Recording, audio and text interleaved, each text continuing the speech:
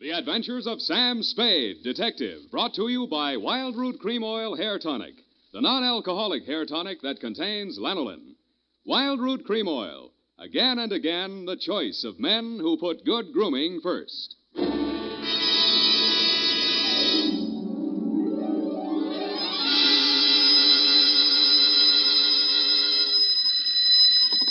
Sam Spade Detective Agency. Me, sweetheart. Oh, Sam, I got it. Got what, my pet? A bank book, Sam. Well, you must advertise in the Lost and Found right away, Effie, and find the owner. There might be sickness in the family. Oh, but it's your bank book, Sam. What? Uh-huh, it has your name on it. Samuel Spade, account number 4. It's a forgery. Somebody's trying to pin something on me. Lock it up and don't touch it until I get there. Oh, all right. Did you make a lot of money on this one, too? Got the check right in my pocket, $500. Oh, Sam, we're making more money than a movie star. Well, almost. And all honestly, too. 600 last week and 500 this week. Yeah, how about that? And Life gives a 3-page spread to I Spy Moulton. But we mustn't let it turn our heads, Effie. No. We gotta stay in there pitching. I'll be right down to pitch my report on the Adam Figg caper.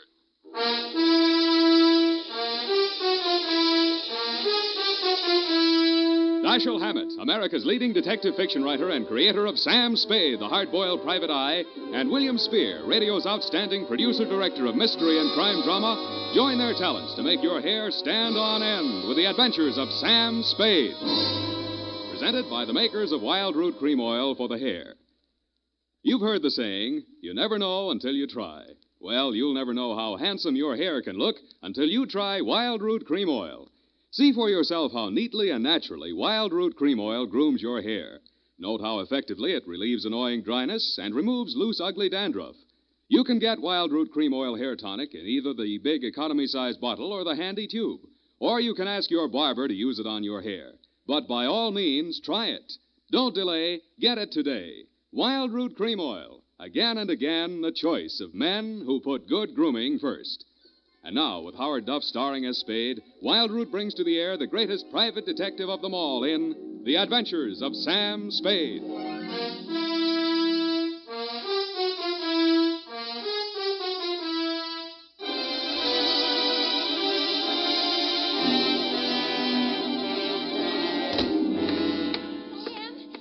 I bought us a present.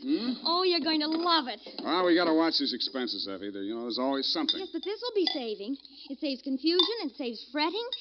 Now, this gadget here, what is it? It's a minute robot. A what-a-butt? It's for busy men like yourself, Sam, so you don't have to burden your mind with petty details. You see, it has this dial on it, right here. And you drop these little cards in this slot. You don't have to worry about that. That's for me to take care of. Oh, good. Then, when you come into the office, and supposing you have an appointment with Mr. Jones at 2 o'clock, and you forgot about it, you just dial 2 o'clock, and the little card pops out. And it says Mr. Jones on it. How do I remember to dial 2 o'clock? Oh. Well, maybe it's in the instruction book. But anyway, now go ahead, Sam, please. The card's right in there. Now, dial 2 o'clock. Go on, Sam. Let's see. Just like a telephone, Sam. Now what do I do? Well, give it time, Sam. It's thinking. Must have forgotten. Jones. Mr. Jones. Effie, do you think it's dead? Oh, Sam, I don't understand it. It was working perfectly. Well, I'll take it straight back first thing in the morning. You'll have to. It'll never find the way itself. You got your book, sweetheart? Yes, Sam, I don't understand. It was working perfectly. Well, that's all while right, ago. honey. It doesn't matter. Date October 5, 1947, to Hillary Exxon Esquire from Samuel Spade, license number 137596. Oh, Sam, Oh, honey, it's only a memo robot. Subject, the Adam Figg caper.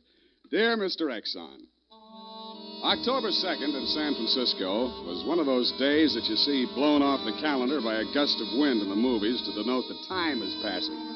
It was a day for scraping off the minutes with a fingernail file and wondering whether the display ad I'd paid for in the classified section of the phone book wasn't just a waste of money. It certainly wasn't the day I'd expect a leprechaun to walk into my office. He said his name was Adam Figg. He said he was the butler at Exxon Manor in Los Nidos. The limousine, Mr. Spade, is waiting to take you away. We mustn't keep them waiting, must we? Of course we mustn't. Who mustn't we? Why, Mr. Hillary, of course, sir. Oh, Mr. And Hillary. old Mr. Exon. The old gentleman is very ill. Dr. Figg's office is down the hall. Turn to your right, second door. Well, I assure you, sir, that Mr. Exon is the best of medical care. Your duty will be simple, to prevent his death. Do I donate blood or just frighten away the evil spirits? Oh, it isn't quite that, sir. Someone is trying to kill Mr. Exon. He's a very sick man, and I'm sure he'd prefer dying from natural causes. I get $25 a day in expenses. Here is an ample amount in advance. But you should know, sir, that the old man is a nasty, cantankerous, villainous, crooked, intimidating... $500? Please, Figg, you're talking about the man I love.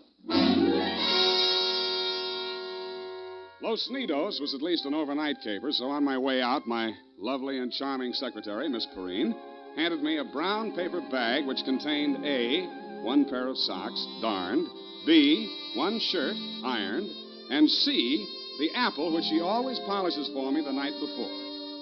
We arrived at your large Southern-style mansion 2 hours later. Figg!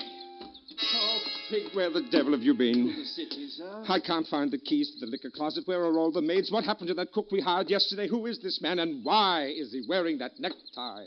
This is Mr. Spade, sir, the detective. I'm Hillary Exon. Come in, please. Go on upstairs, Figg. See what that girl is doing to my father. I don't believe she's in this at all. Very good, sir. In here, Mr. Spade. Pardon the condition of the house. The old man has been firing the servants again. Your father, you mean? Yes. Every time he gets shot at, he fires all the servants. He gets shot at pretty often? About once a year, in the fall. You always hire a detective? No. Oh, dear. I'm not keeping you up, am I? No, excuse me, please. It's much worse this time. I can't get any sleep. Guns going off in the middle of the night. The whole household disturbed. When and where was he last shot at? Yesterday morning at about 1:30. I dug the bullet out of the woodwork myself, a .38 caliber, embedded in the door frame that leads to Miss Kaywood's room. That's his nurse. Was she with him at the time? No, Dad sleeps like a baby, full of sedatives. She sees to that. Shot come from outside? Yes, but we found nobody on the grounds. No traces of anybody. I don't know whether Dad knows who shot at him or not. He's such a closed-mouthed old devil.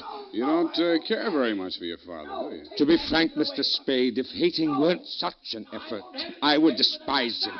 He is, without a doubt... Well, listen.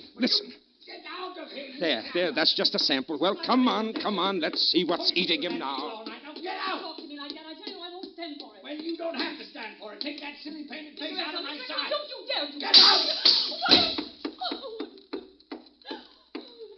I'm quitting. I'm quitting, Mr. Exon. I can't stand it another minute. Yelling, screaming, throwing things at You must have done something to set him off. But I didn't, I tell you. I didn't. This is Mr. Spade, Miss Kaywood. Oh, a detective? Will it make you happier to know that I'm a private detective, Miss Kaywood? Well, Mr. Spade, I only hope you can prevent a murder.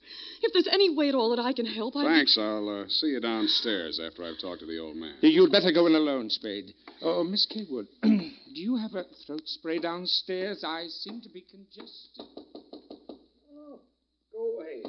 Go away! Go away! Oh, well, wasting ammunition. Who are you?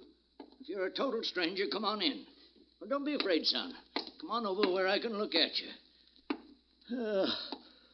It's hard to keep my eyes open. Oh, I mustn't do that. Oh, so you're the detective, eh? That's right, Pop. If you want to take a little nap or something, I'll come back later. What did I say just now? Come back later? No. There's no reason for you to come back later. I'll say everything I have to say right now. The shot woke me. I didn't see anything. I don't know anything. I've got a million enemies. I can't remember the names of any of them. Why don't you try to remember? I could have them checked. You're wasting your time, Sonny. In my day, I've wiped out 100 men, and I'll outlive anybody who's gunning for me now. You must be proud of your past, huh? Proud? Sonny, a past like mine is the finest thing an old man can have. I've swindled my partners and betrayed my friends. I've turned state's evidence just to see my associate get sent up for 20 years. And they say my wife died under peculiar circumstances, and I got rich off her insurance. Now I'm done talking. Do me a favor, son, please. I've got to get a half hour, 20 minutes sleep alone. You'll keep them out, everybody. Please, will you? Sure, Pop. Go ahead. Go on, sleep. Oh, thank you. Gracias.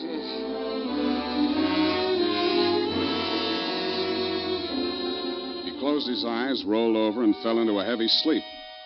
I stood there a moment, looking down at the frail, wasted old body. Then I cased the room. In digging the bullet out of the door, Hillary had done a good job of ruining any chance there might have been of proving the direction it had come from. I strolled out on the balcony. It was a pretty night. I lit a cigarette and took it in. Then I heard a door open and close softly behind me. Nurse Kaywood was at your father's bedside. She was filling a hypodermic from a small vial of bluish liquid. He didn't awaken when she jabbed it into his arm. Then she saw me standing in the doorway. She hastily dropped the medicine vial into her uniform pocket and came around the bed to meet me. Oh, Mr. Spade, oh, thank heaven. Why, when I saw you standing there in the half night, I thought you might be... Thought I was who? Why, the man who fired the shot. There was a man? Well, I don't know. I didn't see it happened. I just assumed that... You shouldn't have done it. I warned you, Eleanor. Oh, we're disturbing him. Let's talk outside. Okay. Oh, it's good to breathe something besides sick room air. I thought you got used to things like that in your profession. Why are you so unfriendly, Mr. Spade? Nurses are human, aren't detectives? Try me, sweetheart.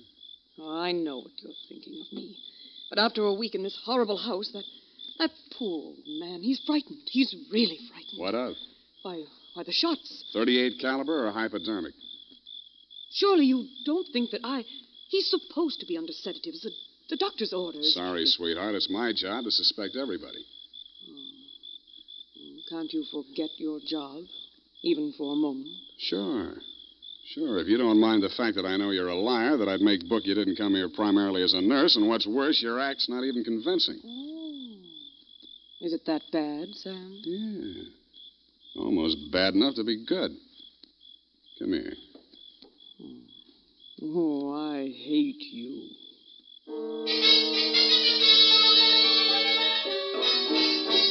It was a very satisfactory love scene for both of us. For reasons of her own, Barbara wanted to keep me out of that sick room for a while, and she did. For reasons of my own, I wanted to get that medicine vial out of her uniform pocket, and I did. Then, as suddenly as we had fallen into love, we fell out again. After she'd gone to her room, I went back to my sentry duty around the house. Under a light on the front veranda, I examined the bottle from which Barbara had taken the injection for your father. It was labeled sodium thanatol and had been dispensed by a firm called Ibis Chemicals Limited in Cairo, Egypt. A scream filled the house, high and frenzied. I started running toward Barbara Kaywood's room. I slammed the terrace door open and found the light switch. Barbara was sitting upright in the center of a bed. Her face jerked up so abruptly that it seemed her neck had snapped. She clutched both hands to her chest and fell face down among the bedclothes, staining them with her blood.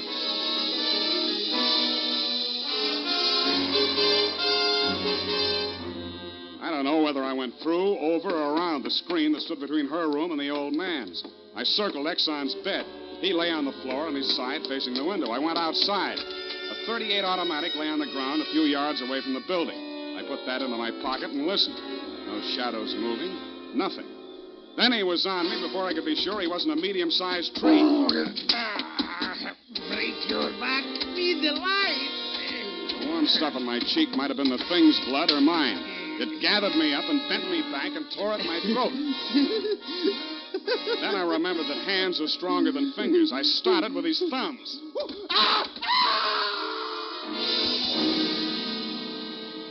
He lay there for a moment, then his huge body began to twitch. He was holding his fingers and sobbing like a baby. I pulled him up to his feet, poked him in the back with the flat of my hand. I followed him through an opening in the hedges and down a long, pitch-dark lane toward the lights of a squat brick house set on the top of a slight rise.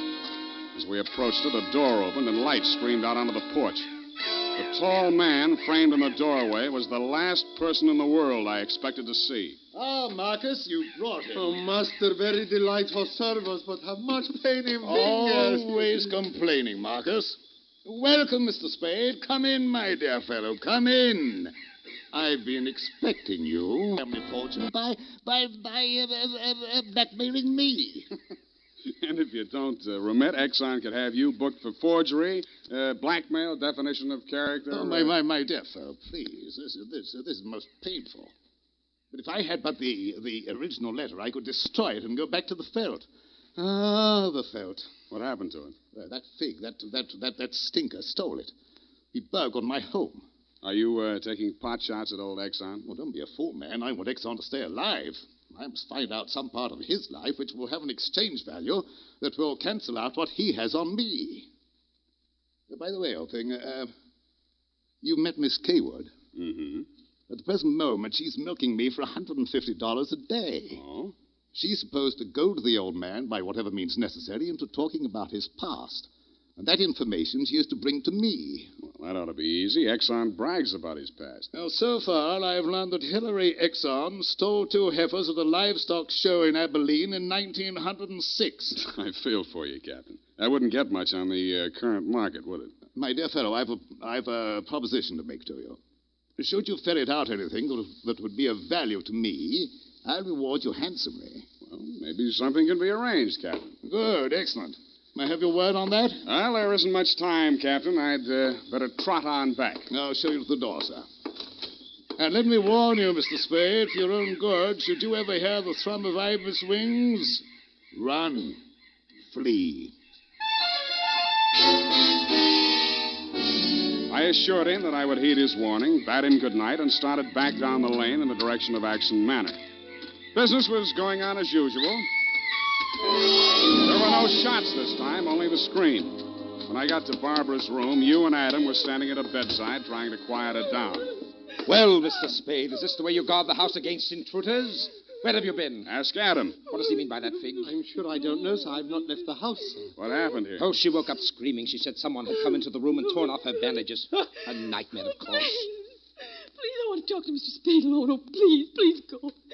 Adam, you go too. Please, Hillary, you go too. Good. Some questions I want to ask you, sweetheart, alone. Oh, but look here, Spade, look here. She just had a terrific shock. She shouldn't be questioned. The code of detective transcends that of the medical, Mr. Hillary. Perhaps he should have a few minutes alone with Miss Kaywood. Oh, very well, Figg. I suppose you know best. Remember what the doctor said, Miss Barbara. Not too much exertion. What happened, Barbara? Well, it could have been a dream. Somebody was standing over me in the darkness and peering down at me. And then he started to rip off my bandages, and I screamed. And when Figg came into the room and he turned on the lights, he was gone. It could have been a dream, Sam, and I could have been clawing at the bandages myself in my sleep. But you weren't. It wasn't a dream. I've been talking to Captain Sherry. And then I thought... well, how much do you know? That you've been feeding the old man truth serum to get him to talk in his sleep. Oh, How much talking has he done? well, plenty. How much you told Sherry? Well, just as little as possible. Why? Because, Sam, if we can keep that old man alive and out of jail long enough to sell what we know to Sherry for what it's really worth, we'd be fools not to do it. What makes you so sure you'll stay alive long enough to collect, sweetheart? Well, because you're going to help me, aren't you, Sam?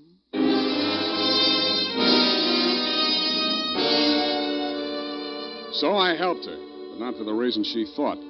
I made a lot of noise leaving her room and going to mine.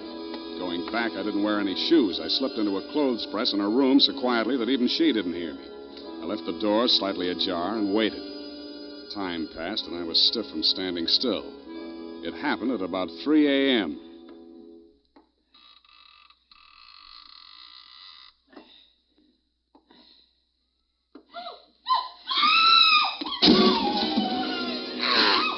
The crazy, feverish glare of his eyes told me that the threat of the gun in my hands meant nothing to him. I jumped to his side, twisted the knife away from him, picked him up in my arms, and carried him, kicking, clawing, and swearing, back to his bed. He lay there, breathing hard. Then he smiled. You're a smart one, Sonny. You had me figured out the first time you came in here, didn't you? Not quite, Mr. Exxon. The gun under your window was the clincher. That gun? Sure. I had it under my pillow all the time. I got tired of shooting into door frames. Look, you're dying, Mr. Exxon. There's no use trying to make up stories now. You're right, Sonny. I knew that nurse would sit up in bed after I fired tonight. And then I let her have it right through the screen. Why? You know why well enough. She was doping me up and sneaking in here at night, listening to what I was babbling about. Maybe Maybe you weren't saying anything important, Mr. Exxon. I might have, Sonny. I might have. 14 years ago, I killed my wife. I wanted to carry the secret to my grave.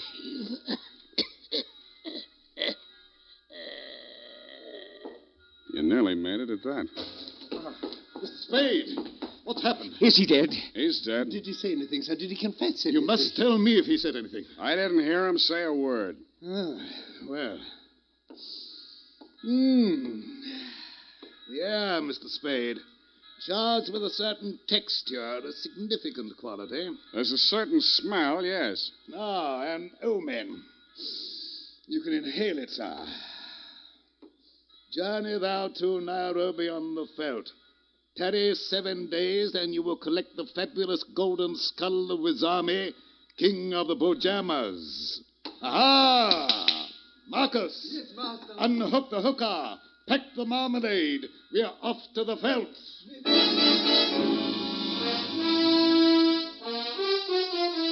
Just then, a flock of birds broke across the horizon, screaming. There must have been thousands of them, but not ibis, Mr. Exxon. Vultures. I suppose if you're going to pay any attention to omens, it's a good thing to know your birds. Period. End of report.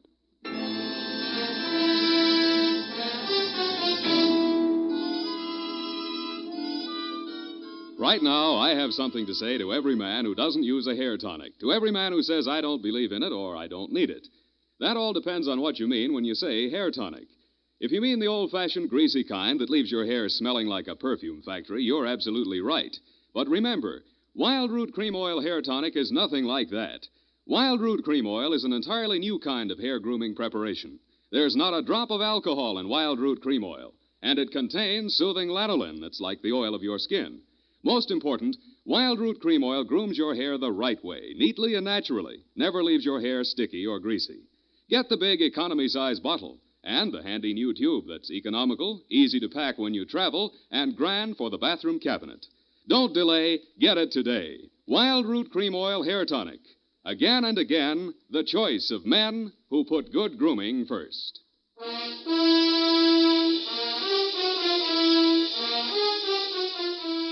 Effie, Sam, the memo robot works after all. I told you it would.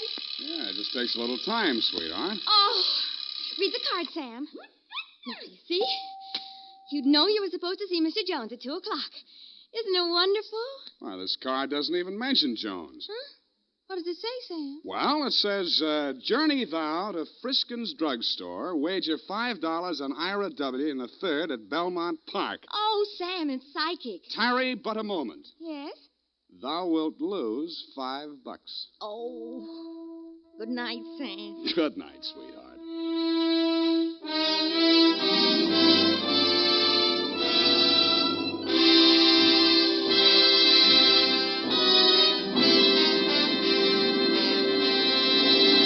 The Adventures of Sam Spade, Dashiell Hammett's famous private detective, are produced and directed by William Spear. Sam Spade is played by Howard Duff. Lorene Tuttle is Effie. The Adventures of Sam Spade are written for radio by Bob Tallman and Gil Dowd, with musical direction by Lud Gluskin. This is Dick Joy, reminding you that next Sunday, author Dashiell Hammett and producer William Spear join forces for another adventure with Sam Spade, brought to you by Wild Root Cream Oil. Again and again, a choice of men who put good grooming first. Smart girls use Wild Root Cream Oil, too, for quick, good grooming and to relieve dryness between permanents. Mothers say it's grand for training children's hair.